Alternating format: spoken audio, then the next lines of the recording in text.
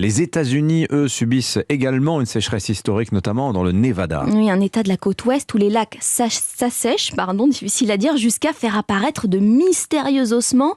Aviva Fried, vous êtes notre correspondante aux États-Unis. L'histoire est tout simplement stupéfiante, surtout quand on sait que ces squelettes pourraient avoir un lien avec la mafia.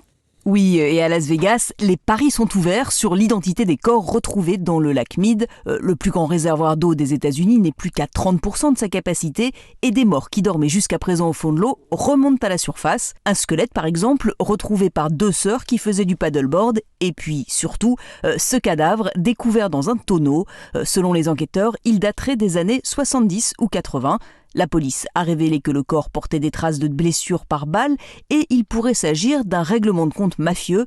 La mafia qui dominait Las Vegas dans ces années et qui n'avait pas l'habitude de faire dans la dentelle. La spécialité des gangsters, c'était justement de faire disparaître leurs rivaux ou leurs débiteurs en les fourrant dans des tonneaux et en les jetant dans le lac Mead.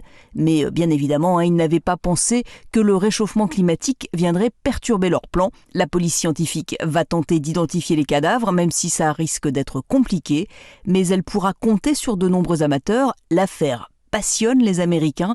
Un ancien policier, animateur de podcast, offre même 5 000 $ à toute personne qui découvrira un nouveau corps dans le lac Mead. Voilà le récit surprenant d'Aviva Fried, correspondante d'Europe 1 sur la côte ouest des États-Unis.